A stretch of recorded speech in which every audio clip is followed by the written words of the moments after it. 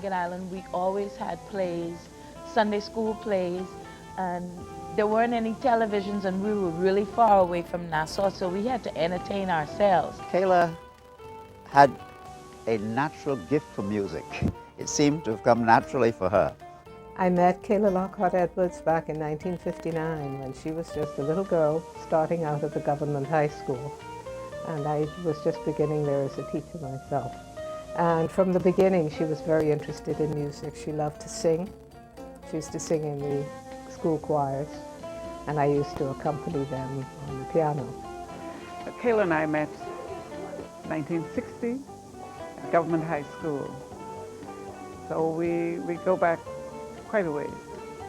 1960 with Marion St. George and the Government High School all-girls choir. I remember the song particularly, Lift Thine Eyes, Oh Lift Thine Eyes. The girls sang that. And we had to all audition. Kayla was soprano. And because she was my friend, I wanted to be soprano as well. But Mrs. St. George told me that no, I'm not soprano. I have to sing the bottom part, which was when we sat in the choir, was away from each other. So this was almost a traumatic thing for us to realize that you don't get to sing where you feel like. But that was the first time that we really met on the musical level. We met at West Indies College, which is now Northern Caribbean University.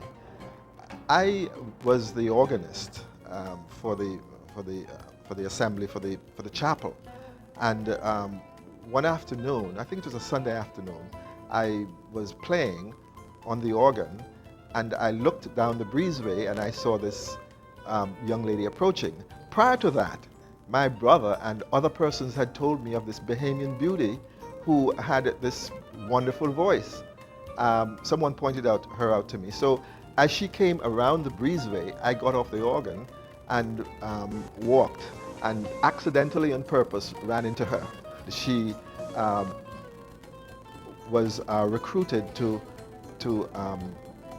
audition for The King and I to play opposite Yul Brynner on Broadway.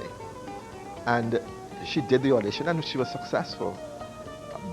But she made the choice of coming home and getting married to me. And that I've always been so grateful for.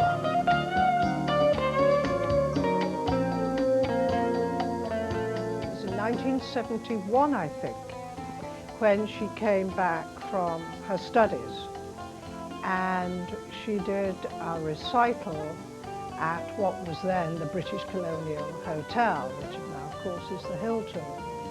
And I went to the recital, and I believe I did a short crit on the recital that she gave, her Welcome Home recital.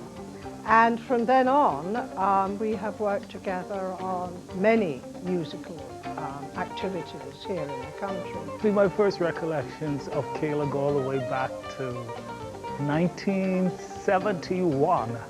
I was in high school at the time when this energetic bombshell of a singer came to Government High School and just blew everybody away. A lot of the students weren't used to hearing opera music, so she left all of our mouths, those who were used and those who were not used to it, open and gasping because her performance was so electric. When she came home, she went to teach as a music teacher. That was not what she was prepared for. But Kayla is such a go-getter that she decided that, okay, I'm going to go to the ministry. And she, in fact, later, and a few years later, began to work along with my husband in the Division of Cultural Affairs at the Ministry of Education and Culture, as it was then. And so they were actively involved in all of the arts festivals, Music Festival, and then it later evolved into the National Arts Festival. And, from the start, Kayla was extremely involved in all aspects of musical endeavor in the Bahamas. I was introduced to her through Clement Bethel, late Clement Bethel. and she was doing a summer workshop. I was in New York and I came home for the summer, and she, well, just a little bit before the summer, and she had asked, well, Clement told about me, and she asked me to come to Nassau to do a workshop at her school, which was then Institute of the Arts. Kayla was extremely involved in all aspects of musical endeavor in the Bahamas, both as a performer herself, as a choral conductor, and of course later she became particularly interested in the folk music of the Bahamas and promoting it. There was that air of excitement that was permeating the whole Bahamas. You know, we were now heading towards independence, and it was a proud moment for us. For Kayla, it was extremely stimulating. I remember that so many evenings she would be sitting around the house and thinking of the birth of a nation. In her contributions at that time, it was built on that deep desire to help and to legitimize, what's the word used? To validate our culture. Through Kayla's her efforts, that we know a little bit about ourselves, you know. And I think Kayla is a person that believes that you know, the art is a great way to express our culture.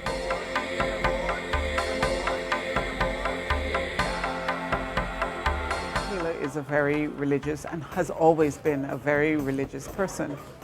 And I think the various things that have happened in her life more so has brought her closer, her relationship with God become so much closer. And this is one of the reasons why when she returned from school, she brought everyone together with the chamber singers. That's how chamber singers was born in the Adventist church. Well, I was one of the very, very first members of the chamber singers. Kayla invited me to be a part of it. At that time, she was living in Fox Hill, and we went up there and we practiced, and it was just a joy to be a part of the choir. Well, I first met Mrs. Edwards at the adjudication at the National Arts Festival in the early 70s. And I was the tenor soloist, and after the adjudication, she came up to me and she said, "I'd like for you to join my studio and join my singing group." You know, she taught all of us, so we all have a sort of a style that's hers. It all goes back again to the creator, Kayla. It's like Lee said at the press conference, you know, this is a Kayla sound. It is unique to Kayla because, you know, when she returned from school, her voice was so awesome and different. So, I mean, we had always been used to choral sound because we have so much talent in choral sound, but she had an interpretation of that which was so unique that she was able to impart that. People think about chamber singers as only a choir, but we had dancers as well, poets. There were other people that traveled with us, other artists, and I can remember Alistair Butler, Lawrence Carroll, Edna Wright. And I remember the first time seeing Lawrence and Edna dance, I really thought they were statues because I saw them on the stage of Columbia University, and I didn't know that they were Bahamian. You know, I remember the Columbia University thing because now that I think about it, you know, the head of the Bahamian Columbia students is our present Minister of Education, Alfred Sayers. That is correct. And we had a sort of like, I remember us having a meeting in one of the classrooms because the Columbia University students had said they had rehearsed their Junkanoo and they were planning to do this and they were planning to do it this way. And here we were on tour and we were coming in and we had to actually sit there and iron out. Kayla had to sit there and go, now look, you know, and then we had Tony McKay coming in. Yes. We had an evening that was really, really interesting because it was the evening Elisha Obed won the title. Right. And we stopped the concert to announce. we stopped the concert to announce that he had won the title that night we were performing. True. So that was a major thing. And then Tony took forever to set up, to perform, but we had Bahamians from all over New York in that space. That entire tour was very interesting. Very memorable, yeah. Remember when we went to Fisk University, this young man I met, David, he said they didn't expect such a young group to come. They thought it was an older group, and when they saw us coming, they were quite shocked. And then when they heard us sing, they had never heard a sound like that before in their lives. And they were so amazed. I think it must be the island thing that they didn't expect, because some people still think the Bahamas is, grassroots and all of that. Mm-hmm. And so they were really surprised at the sound. So cultivated, so beautiful, so warm. Her style is always an engaging one. She let you know that you was wrong. And like you say, once you knew that, you would do whatever was necessary to make it right without her having to, bring that type of discipline and so on and so forth. One of the things that I think her husband said to me one time is, don't watch Kayla's direction, watch her face. And I always watched that, and because she injected her feeling from her face to us, and we responded to her like that.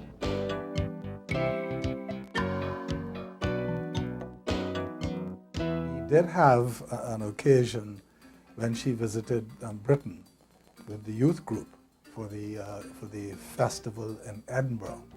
And it was remarkable. She came to the house and to the mission in London, and it was just wonderful to see her relating to the young people and passing on that spirit to them. That was a very pleasant occasion for us, because we were both Bahamians in a foreign land. And we seemed to get closer when we were away in another person's country. We had a project at the college called Remembering the Contract. And one of the events that came out of that project was in fact a stage production, which was written by Mrs. Edwards based on research that had been done during the course of our project. And that was, again, Contract Voices, it was called.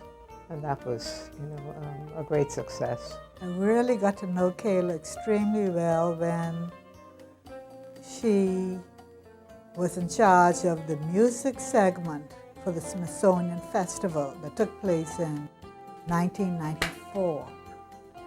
For this particular event, all of the coordinators had to travel the length and breadth of the Bahamas to come up with new hidden talent.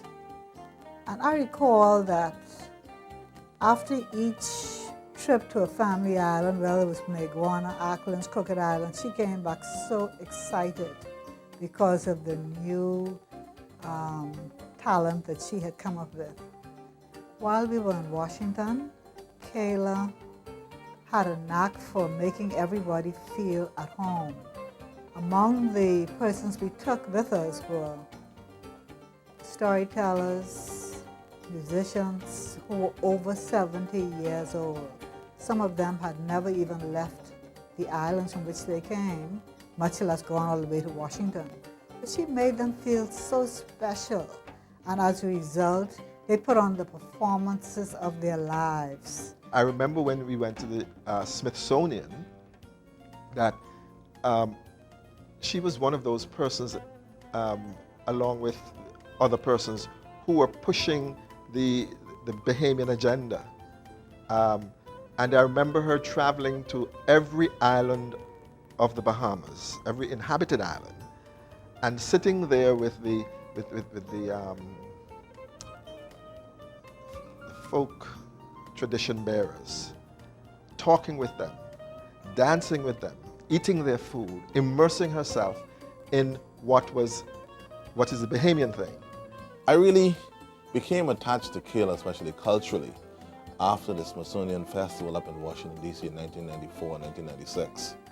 It was there that I saw the real cultural down-home side of Kayla being showcased as a proud Bahamian.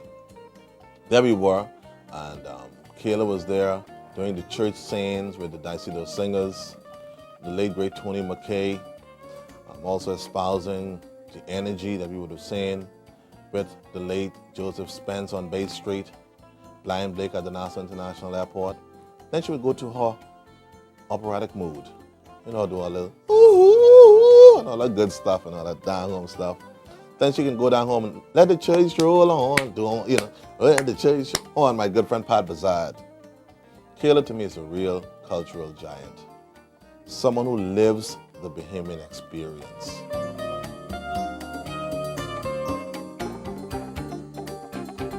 I went to see her, I think it was 10 years ago when she had her other illness. And I was amazed at how she was not worrying about herself. She was caring more about how everything else was going. Again, I went to see her 2 weeks ago, the same thing. She wasn't worrying about any kind of pain that she was in.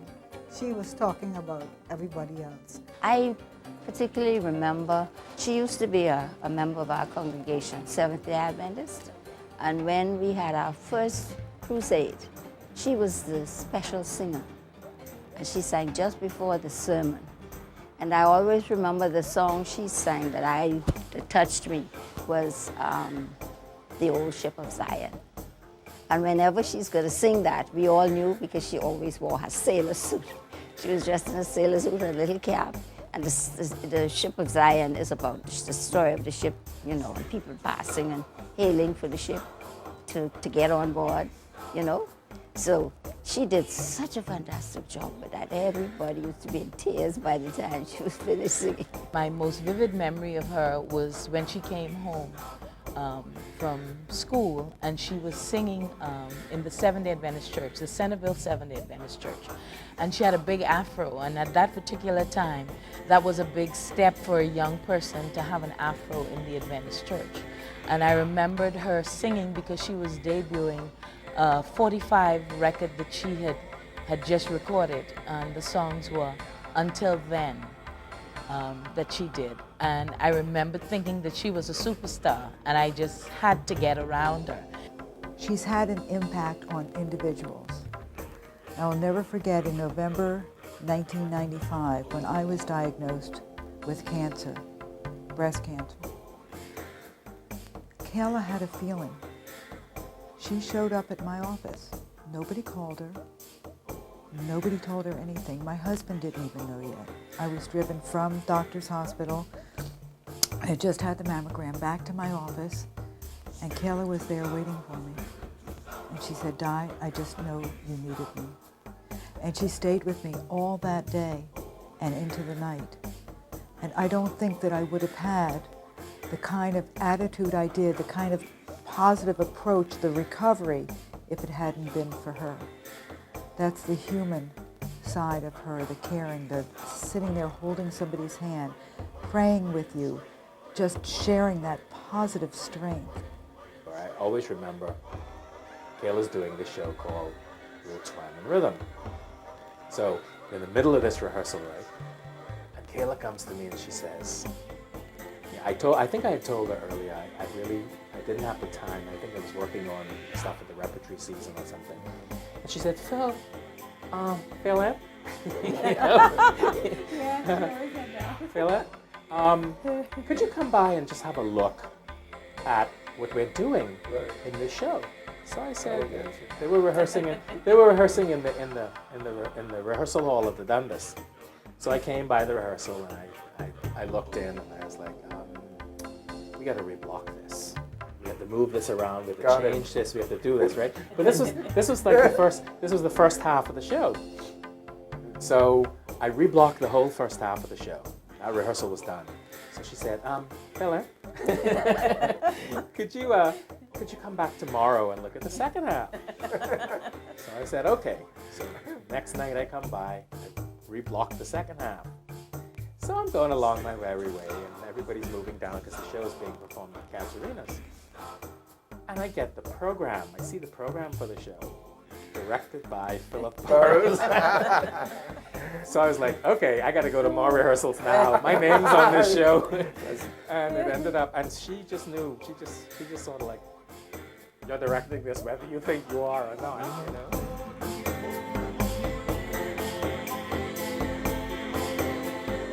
God has always been evident in her life by the fact that she was always reminded by doctors and older people that she was not supposed to be alive.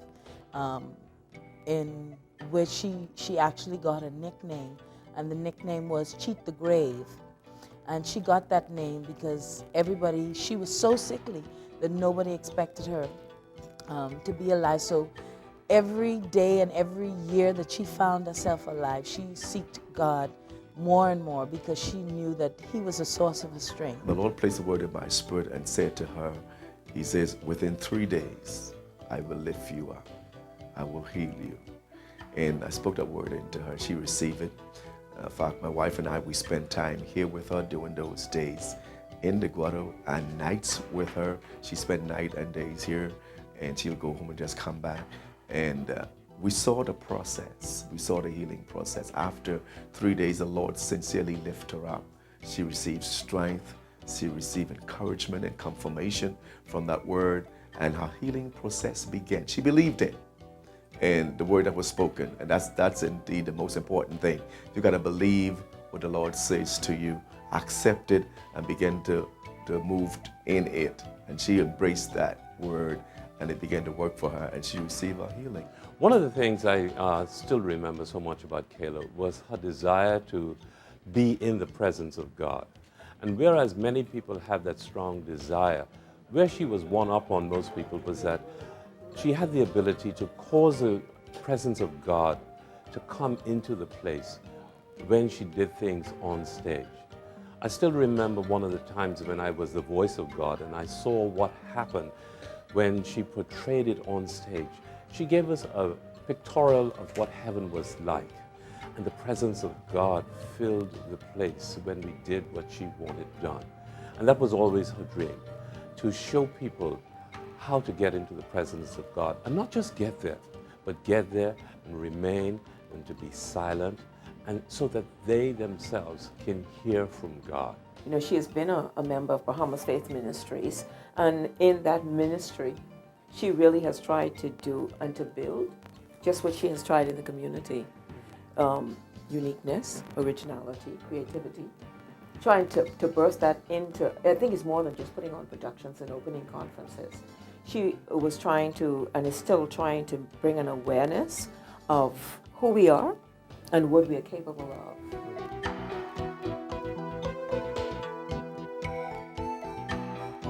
Kayla has been my friend for many, many years, and also a friend of my family.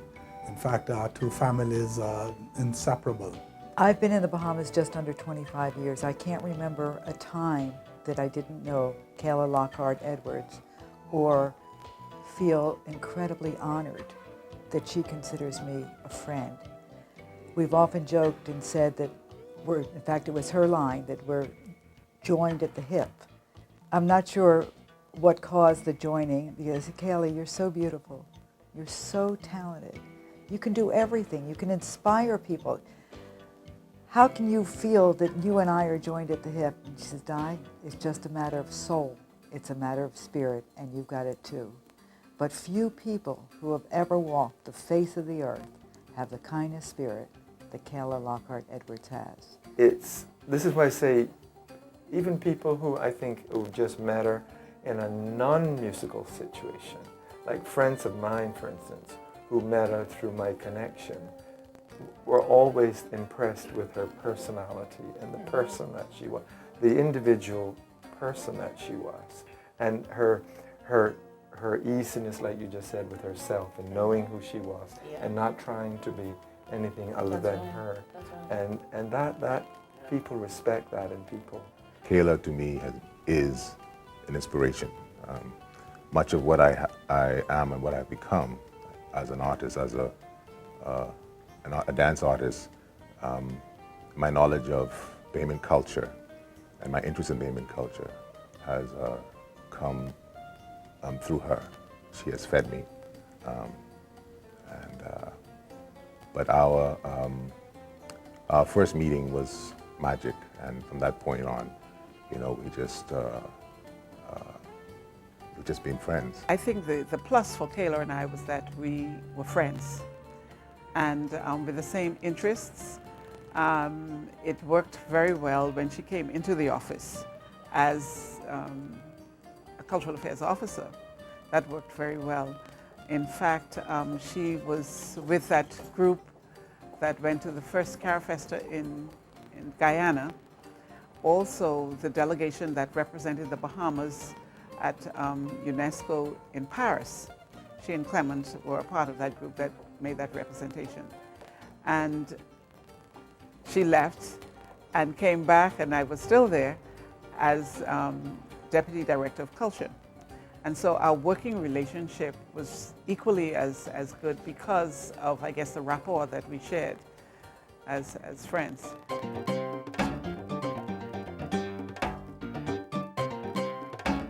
It's because of her, you know, that we have an idea of who we are. I mean, there's been so much, there's been music that has been done by Kayla, music that has been revived by Kayla. There's been programs, TV programs, for example, Mirror Mirror, you know, programs like that she has produced, you know. I mean, Mirror Mirror, I mean, in my mind, you know, offers the Bahamian opportunity to actually look at themselves, you know, and I don't think nobody else really done stuff like that. And I think her focus over the years have been Bahamian. While she was here at the corporation at ZNS, working on the production Mirror Mirror, I had a chance to talk with her and we would convalesce a whole lot about what's happening with the production. Sometimes she was disappointed and turned around, but she never lost focus because she wanted the Bahamian thing to be showcased. So it's therefore very fitting for us this evening to commend Kayla for her great efforts. Kayla, to you, hopefully, I wouldn't be able to write a check for you, I guess, in my lifetime. But hopefully you'll be able to get more flowers like these while you're yet alive and continue to live, continue to bloom. You're a real Bahamian gem. I think if Kayla has any lament at all, it is that Bahamians, in her view, never fully appreciate Bahamian talent. I remember a couple of times she was going to Miami to perform. If she had a concert at the James L. Knight Center for the Performing Arts, it was a sellout before she hit the street of Miami. People knew of her. And here, Kayla was performing right on Shirley Street at our own National Center for the Performing Arts, or in the old days at the Dundas. Wherever she was performing, she would go around with tickets in her hand, having to sell, saying, do you want to buy 2 tickets? Do you want to buy 4 tickets? Do you know anybody who might want to buy a couple of tickets? Or I'm trying to raise money for such and such a cause. And almost pleading, whereas away, everybody recognized that incredible Bahamian talent. I think it is time that we didn't wait until people had left us before we start to mention, not only mention, but to congratulate people on the work that they have done for the development of culture and the arts. Because like Clement Bethel, she is a person who is not just interested in music, but she's interested in the folk culture, the herbal things and things of that nature, and of course interested in the local artist, the painter as well. She's an all-round person. And as I said, if you had to sit down and write a list of all that she's done and all the areas of the arts that she's helped, it would take quite a while. So to be able to say thank you in a very small way, really, compared to the amount of work that she has done, I think is a wonderful opportunity for everyone, from the chamber singers, from people in the chamber singers that are in Renaissance singers, and people all over, the teachers and so on. I think it's a wonderful thing to be able to say, thank you, Kayla. It's very much appreciated. Kayla is a national treasure. She has brought joy, as she does with anybody she meets. She brings joy into your life. She has certainly brought joy into our lives. Her artistry and her commitment to the cultural development of the Bahamas is just remarkable. We owe her a great debt of gratitude. She is a cultural icon for the Bahamas. Hi, Kate. Girl, you're something else. You're just special to God. You're special to me. You are so strong. I drew so much strength from you, Kay. I am so thankful that God has given you to us. You have been a blessing to the body of Christ. We love you dearly. Kay, you remember the time we spent in the grotto praying for the nation? You remember the time when the enemy threw the dart at you and we stayed in the prayer room during Junkanoo? And oh, I wanted to go to Junkanoo so badly. But I said, no, I can't go to Junkanoo because I must sit and wait with you right in that prayer room. I am so grateful that God has brought you through.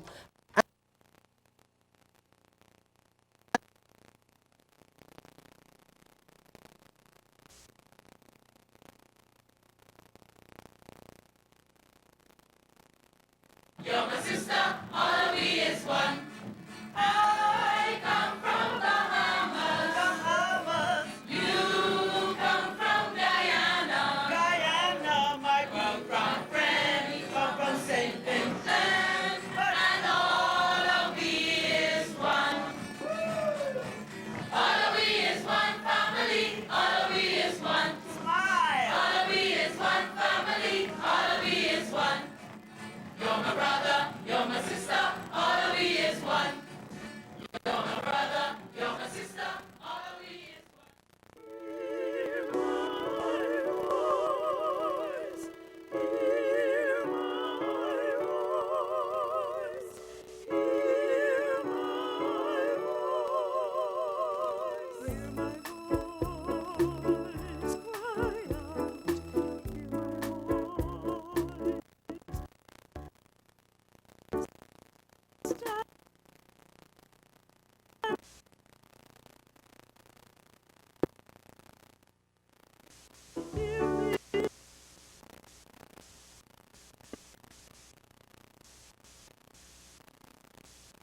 To